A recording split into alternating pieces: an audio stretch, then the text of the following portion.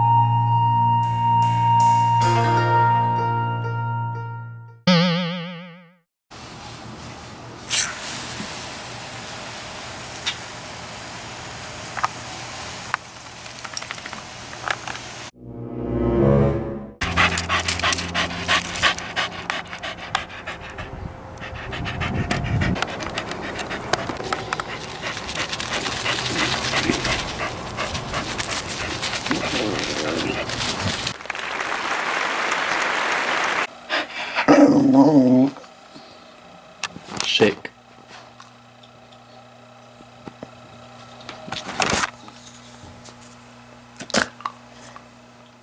Alright, so that is what I've been up to since the last video. Before I say goodbye, there's a few more things I have to show you. So as all of you know, I am a double major, so I will be getting 2 degrees when I graduate. I will be getting a degree in special education, learning disabilities, and I will also be getting a degree in English. This morning, Winona sent over a package to all the graduates that won't be walking because our commencement was canceled.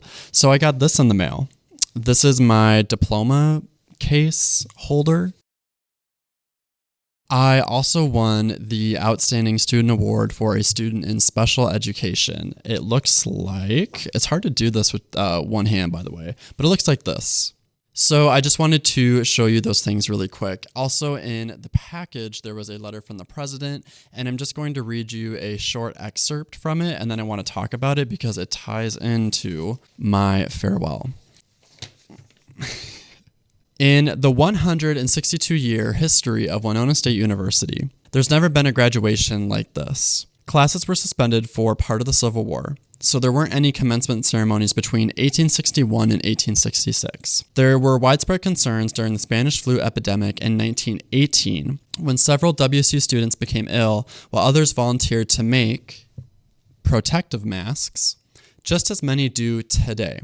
During the Great Depression and World War II, there was talk of closing the university, but until now, never before were classes transformed into a different pedagogy halfway through a semester. And never before has a commencement ceremony been virtual, digital, and decentralized like this one. So why do I bring that up? I bring that up because my commencement was canceled. There's a ceremony usually for the Outstanding Student Award. That was canceled. But more importantly, the end of your year was canceled. Your graduation from middle school, 8th grade, into high school, 9th grade, which congratulations, you made it. That's a huge deal for you. That's such a fun time in your life to go from middle school into high school. And I would just encourage you to keep a positive mindset. I know that with everything going on right now, things are getting canceled, and it's fine to feel sad or depressed that things are canceled. But I would encourage you to have a positive mindset. And one way that I try to have a positive mindset is to think about having a story. And what I mean by that is, okay, my commencement was canceled, the ceremony was canceled, your graduation from middle school to high school was canceled, but this will be a story to tell one day. We have a story to tell in the future now to our future family, friends, children, people in general. This will be talked about, and you were a part of that. You have an important individual story to tell for the future. Is it the most uplifting or happy story that things are getting canceled and we have to stay sheltered in our house and we need to stay far away from people and have no human contact? Yeah. So it's a little sad, but you will have a story to tell. And I want you to be okay. I'll say it once and I'll say it again. I just hope that you are okay. I hope that you're getting some sun, playing outside a little bit, doing your online distance learning. Yes, please. I hope that you're okay. I really do, from the bottom of my heart. So flash forward to being in the classroom. One of the first things that we did was make these books, and it's hard to show with one hand. But do you remember these? All of you did such a good job. Hopefully I'm getting that in the frame. So I have two other favorite memories. The first one is being able to teach A Midsummer Night's Dream by William Shakespeare. I had so much fun. I was nervous to teach it because I never taught it, but I've read this thing like 3 or 4 times. So I felt prepared, but I was nervous. And working with all you 8th graders, you spent a lot of your time, effort into bringing the story to life. And as an English teacher, I really appreciate that. And it's such a joy to be able to walk into school every day, like excited to learn and learn with you and teach you and watch you grow. Teaching Shakespeare was awesome. So my last and final favorite memory from being in this room was when we played the media bias and text structure review game. You all went so hard on that. It was so fun. It was such a great day, such a great memory. And then seeing the review that went into it and seeing the test scores that came back, they were so great. I'm going to definitely keep it and play it again with future classes, but I doubt that they're going to go as hard as you all did. There are a lot of people that I have to thank. I have to thank Principal McGonigal for allowing me in this school to even student teach here. I have to thank Mrs. Chambliss, Mrs. Dranchek, and everyone else that helped me during my time here. Everyone was so warm and welcoming. I never felt like I was like a nuisance or an issue or a problem. I was just a sponge and soaked up what I could learn. And basically what I'm trying to say is if you worked at the school, you helped me at some point, and I appreciate that. But there's one person that I have to give all my thanks to, and I think you know who that is, Mrs. Williams. What an amazing person. What an amazing person.